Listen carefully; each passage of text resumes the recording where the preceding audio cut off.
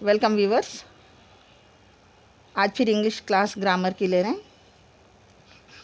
Before this we have started this is English grammar class, basic grammar for the beginners. मतलब कि शुरुआत में भी जो इंग्लिश सीखने वाले हैं उनके सीखने के लिए जो बेसिक चाहिए, जो फाउंडेशन चाहिए लैंग्वेज का, वो बता रहे हैं इस वीडियो में। तो इससे पहले मैं आप लोगों को एक क्लास ली थी टेंसेस बोल के, आपको शायद याद होगा। टेंसेस में क्या था वो, टेंसेस मतलब मैं आप लोगों को बताई थी कि टाइम को टेंसेस बोलते हैं। टाइम टेंसेस मतलब कि किसी दूसरे कंट्री की लैंग्वेज को लिया गया है यहाँ पर, उसको लेके मतलब कि एक दूसरे कंट्री का एक क्यों लेते हैं बोलते, वो एक फाउंडेशन बनाते हैं एक वर्ड को। क्यों मतलब टेंसेस अगर हम इंडिया में पढ़े भी तो समझ लेते टाइम, आप कोई दूसरे कंट्री में भी जाके टेंसेस बोलो इंग्लिश के लैंग्वेज में समझ लेते हैं। वो एक बेसिक वर्ड ले लेते हैं जो सारी दुनिया में पहचाने जाता है उस नाम से, ठीक है। तो ये टेंसेस मैं आप लोगों को इससे पहले की क्लास में भी बताई थी कितने टेंसेस है, टाइम को कितने हिस्सों में तकसीम किया जाता है और वो क्या क्या है, और फिर मज़ीद उसको कितने हिस्सों में बांटा जाता है, ये सब कुछ मैं आपको बता चुकी हूँ। तो आज हम उसी का कंटिन्यूशन करेंगे, थोड़ा सा रिकॉल करेंगे जो पिछले क्लास में लिए थे, पिछले टेंसेस की क्लास में मैं जो ली थी उसको फिर से थोड़ा सा मुख्तसर तरीक़े से रिकॉल करेंगे, करके आगे का क्लास आज शुरू करेंगे, ठीक है। तो देखिए टेंसेस मतलब कि टाइम बताई मैं आप लोगों को। अब रहा ये टाइम, टाइम कितने हिस्सों में बांटा जाता है। जाहिर सी बात है, गुज़रा हुआ वक्त, हाल और आने वाला कल, ठीक है। तो गुज़रे हुए कल को बोलते हैं पास्ट टेंस, हाल को बोलते हैं प्रेजेंट टेंस, पास्ट टेंस, और आने वाला कल होता है फ्यूचर टेंस, ठीक है। अब इसमें पास्ट, प्रेजेंट और फ्यूचर तीन हिस्सों में हम वक्त को बांटते हैं। हम जनरली ये क्यों लेते हैं कि वक्त के बारे में हमको क्यों पढ़ना है, क्योंकि जो भी काम होता है ये तीन ही वक्तों में होता है। या तो वो पास्ट में होके रहता है गुज़रे हुए ज़माने में, या तो फिर अब हो रहा है, या तो फिर आने वाले ज़माने में होगा कोई भी काम। तो हम कभी भी किसी भी काम के बारे में जब बात करेंगे तो हमको ये टेंसेस की जानकारी होना बहुत ज़रूरी है, ठीक है। तो मैं आप लोगों को इससे पहले बता दी थी कि ये टेंसेस 3 टाइप्स के हैं, present, past tense and future tense. और फिर ये भी बताई थी मैं आप लोगों को कि ये एक एक टेंस जो है, जैसे कि प्रेजेंट है एक, पास्ट है दूसरा, फ्यूचर है तीसरा, ये हर एक टेंस मज़ीद 4 हिस्सों में तकसीम है, ठीक है। वो 4 हिस्से क्या है देखिए, इधर देखिए यहाँ पर। सिंपल टेंस मतलब कि present simple present tense, present continuous tense, present perfect tense, present perfect continuous tense. उसी तरह फिर पास्ट टेंस को simple past tense, past continuous tense, past perfect tense, past perfect continuous tense, ये भी 4 हो गए। सेम उसी तरह फ्यूचर भी इन चारों को लगा के लेते हैं, मतलब कि 3 4 12 टेंसेस हमको पूरे तरीके से मिल गए हैं यहाँ पर, ठीक है। अब ये 12 टेंसेस को कैसे बनाते हैं, ये सेंटेंस जब बनता है टेंसेस में तो कैसे बनता है, तो मैं इसका आप लोगों को स्ट्रक्चर भी बताई थी। जहाँ तक आप लोगों को याद होगा, या नहीं तो फिर से दोहरा के देख लीजिए, टेंसेस बोल गए उसमें आप लोगों को मेरे चैनल पे जाके तो आप लोगों को मालूम हो जाएगा। ये 3 टेंसेस का मैं आप लोगों को स्ट्रक्चर दे चुकी थी, ठीक है। सिंपल प्रेजेंट टेंस का स्ट्रक्चर था, क्या था वो, subject plus V1 plus object और कॉम्प्लीमेंट, और ऑब्जेक्ट एंड कॉम्प्लीमेंट 2 भी हो सकते हैं, ठीक है। मैं यहाँ पर आप लोगों को लिख के बता देती हूँ इसका क्या था, subject plus V1 plus object और कॉम्प्लीमेंट, ठीक है। तो ये था सिंपल प्रेजेंट टेंस का स्ट्रक्चर, कोई सेंटेंस कैसे बनता है, ठीक है। सब्जेक्ट क्या है, जो कोई करने वाला है, जो कोई कुछ कर रहा है उसके बारे में वो जब बोलता है, जैसे कि ये प्लेस में जो भी आता है, क्या आता है पर्टिकुलरली ये प्लेस में देखो नाउन आता है। अब रहा नाउन की जगह क्या क्या आ सकता है, आई आता, वी आता, यू आता, ही आता, शी आता, इट आता, ये प्रोनाउंस है। उसकी जगह में आप किसी का नाम भी ले सकते हैं, किसी का नाम भी अगर आप ले लिए जो करने वाला है, जैसे कि कर रहा है, ठीक है, उसका नाम जब लेते हैं यहाँ पर, किसी का भी कोई भी नाउन है, चाहे वो प्रॉपर नाउन हो, चाहे प्रोनाउन हो, चाहे मेटेरियल नाउन हो। नाउन्स के मैं आप लोगों को 7 टाइप्स ऑफ नाउन्स भी आप लोगों को एक वीडियो में बता चुकी हूँ। नाउन क्या क्या है वो आप लोगों को उसमें आप लोगों को पूरी जानकारी मिलेंगी नाउन्स की। तो कभी भी याद रखिए सब्जेक्ट और ऑब्जेक्ट ये दोनों की प्लेस में नाउन ही रहता है, ठीक है। अब ये वर्ब है। V1 क्या है? V1 देखिए, V1 मतलब कि ये होता है प्रेजेंट टेंस में जब आप लेते हैं तो वो V1 होता है, पास्ट टेंस में जब आप वर्ब लेते हैं वो V2 होता है, और फ्यूचर टेंस में या पास्ट पार्टिसिपल जिसको बोलते हैं वो होता है V3, ठीक है। अब मैं आपको यहाँ पे एक एग्जांपल दे दूँ कि V1 किसको बोलते हैं, V2 किसको। ये जैसे कि आप यहाँ पर एक एग्जांपल ले लो, ईट। ईट मतलब कि खाइए, ठीक है। ये अगर पास्ट में लेना है आपको तो ये बन जाता है एट, एट मतलब कि खा चुके, खा लिए, पास्ट में हो गया, गुजर चुका है वो। अब ये थर्ड होता है V3 का, ईटन, EATEN, ईटन, ठीक है। ये होता है V1, V2, V3 मतलब कि प्रेजेंट टेंस में हम हाल में अगर वो काम खुल ले रहे हैं तो उसको बोलते हैं V1, अगर माजी का है वो तो उसको बोलते हैं हम V2, अगर ये फ्यूचर का यानी कि मुस्तकबिल में कोई काम के बारे में हम बात करते हैं तो वो होता है V3 फॉर्म में। जैसे कि यहाँ पर ईट है और यहाँ पर एट है और इसका V3 फॉर्म होता है ईटन, ठीक है।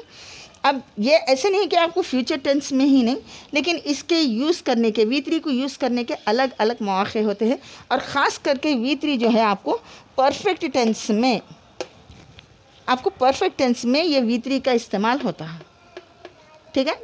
परफेक्ट टेंस वो चाहे प्रेजेंट परफेक्ट रहो, चाहे पास्ट परफेक्ट रहो, चाहे फ्यूचर परफेक्ट रहो, इस परफेक्ट के सेंटेंस में आपको जब वो सेंटेंस परफेक्ट बनता है तो वहाँ पर हम V3 का इस्तेमाल करते हैं, और उसके साथ में और कुछ वर्ड्स आते हैं, मैं आपको जब बताऊँगी उसके बारे में बताऊँगी मैं आप लोग, ठीक है। तो ये इसका सब्जेक्ट था V1 मतलब कि सिंपल, क्योंकि प्रेजेंट टेंस में है तो हम V1 लेते हैं और ऑब्जेक्ट लेते हैं, फिर complement. Present continuous tense, continuous tense के बारे में मैं बताइए आप लोगों को, किसी भी सेंटेंस को आप कंटिन्यूस में अगर देखना चाह रहे हैं तो उसको क्या रहता है, V1 के साथ में आता है ING, ठीक है। ING आप V1 को लगा दीजिए, जैसे कि ईट है, ING लगा दीजिए, ईटिंग होता है, ठीक है। तो इसको ईटिंग को क्या बोलते हैं हम, ईटिंग जो है वर्ब वो कंटिन्यूस टेंस में है। आप पूछेंगे कि आप ये प्रेजेंट कंटिन्यूस में है या पास्ट में है या फ्यूचर में है, तो वो डिपेंड करता है उसका हेल्पिंग वर्ब से। हेल्पिंग वर्ब क्या है मैं आप लोगों को इसमें बताऊंगी नेक्स्ट में, क्योंकि मैं आप लोगों को इसका भी स्ट्रक्चर दे चुकी हूँ, फिर भी एक बार आप लोगों की याददाश्त के लिए बता देती हूँ। प्रेजेंट कंटिन्यूस को कैसा लिखे थे हम, subject plus am is are plus V1 plus ING plus object और कॉम्प्लीमेंट, ठीक है। तो ये जो है प्रेजेंट कंटिन्यूअस का स्ट्रक्चर हो गया।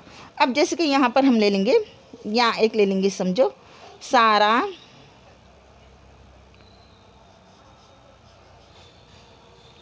ईट्स बनानास, सारा ईट्स बनानास।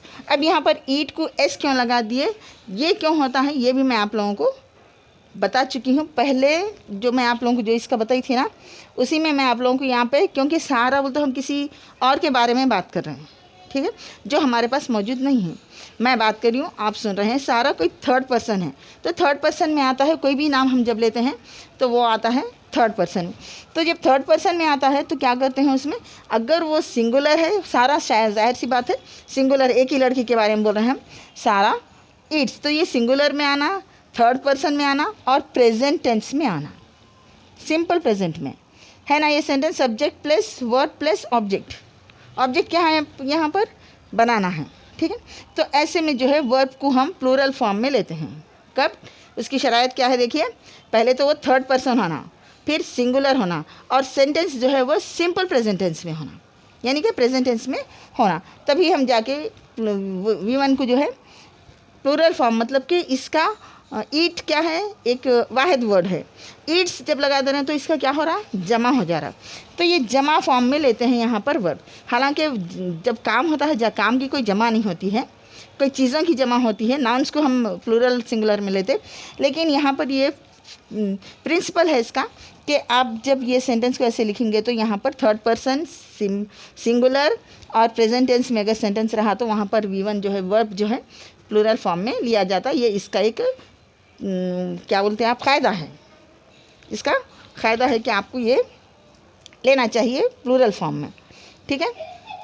अब प्रेजेंट कंटिन्यूअस टेंस, यहाँ पर इसका स्ट्रक्चर देखिए, सब्जेक्ट प्लस इसके बाद में आप आम, इज़ या आर, जैसे कि आई अगर आ गया तो आम रहता, सिंगुलर अगर रहा तो इज़ होता, और प्लूरल फॉर्म में रहा तो आर आता, जैसे कि, और यहाँ पे V1 प्लस ING, जैसे कि अब इसी सेंटेंस को हम समझिए यहाँ पर ले लेंगे।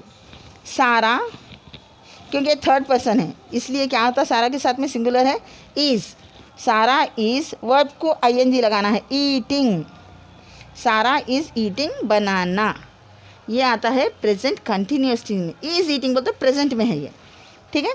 अगर वॉज ईटिंग रहा तो वो पास्ट टेंस में आ जाता है। तो ये स्ट्रक्चर मैं आप लोगों को बता चुकी हूँ, ठीक है। ये है सब्जेक्ट, फिर आम कैसे आता है, आई जब लिखते हैं अपन, आई एम ईटिंग बनानास, ठीक है, आई के साथ में आम आता है। अब प्लूरल कहाँ पे आता है, यू के साथ में आर आता है, वी के साथ में या दे के साथ में, क्योंकि ये तीन भी क्या है प्लूरल फॉर्म्स है। अब यू है, अब यू सिंगुलर और प्लूरल दो भी है ना, सेकंड पर्सन हम यू ही लेते हैं, यू का कोई सिंगुलर और प्लूरल नहीं, एक भी शख्स है सेकंड पर्सन में तो यू ही बोलते हैं अपन, और ज़्यादा भी है तो यू ही बोलते हैं, ठीक है। और यू के साथ में हमेशा प्लूरल फॉर्म लेते हैं, कभी भी अगर एक है तो यू इज़ ईटिंग नहीं बोलते, यू आर ईटिंग ही कहा जाता है वहाँ पर, ठीक है। तो ये समझ में आ गया आप लोगों को। अब रहा नेक्स्ट, ये पूरा मैं आप लोगों को पहले की क्लास में बताई, फिर से एक बार रिविज़न करा रही हूँ मैं। प्रेजेंट परफेक्ट टेंस, तो यहाँ पर परफेक्ट टेंस का क्या लिए थे हम लोग, यहाँ पे स्ट्रक्चर देखिए, सब्जेक्ट प्लस हैज़ और हैव प्लस, मैं आपको पता ही पहले V3 जो है परफेक्ट टेंस में, परफेक्ट टेंस जब आता है उसमें V3 लिया जाता है, तो V3 प्लस ऑब्जेक्ट और कॉम्प्लीमेंट, या कभी बोथ ऑब्जेक्ट और कॉम्प्लीमेंट दो भी आ सकते हैं, ठीक है। ऐसा नहीं, सब्जेक्ट की जगह भी कैसे आता, खाली I, we, you, he, she, it, they, इतना ही नहीं आता है। माय फादर भी आ सकता, माय मदर आ सकता, हिज फ्रेंड आ सकता, और टीचर आ सकता, ये सारे आवर टीचर, दो वर्ड्स यहाँ पर बनते हैं सब्जेक्ट, ठीक है।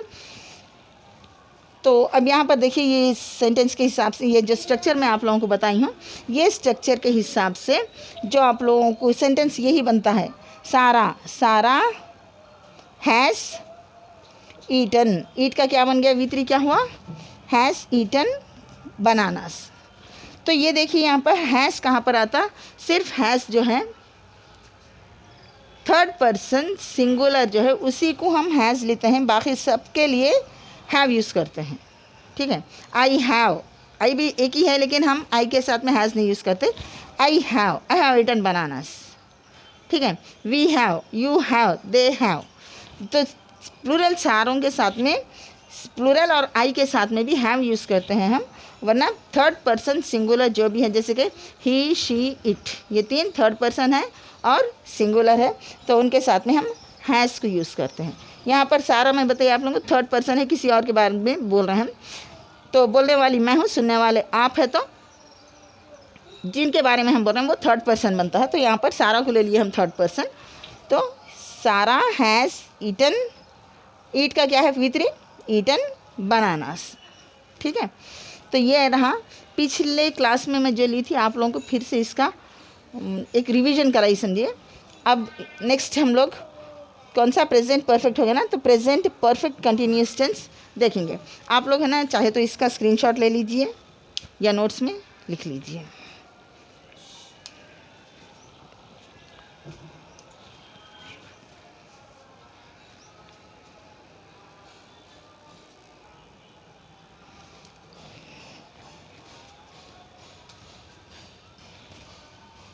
अब ये देखिए अगला, मतलब कि प्रेजेंट का हम simple present tense, present continuous tense और प्रेजेंट परफेक्ट टेंस का वो स्ट्रक्चर और एग्जांपल्स देख चुके हैं।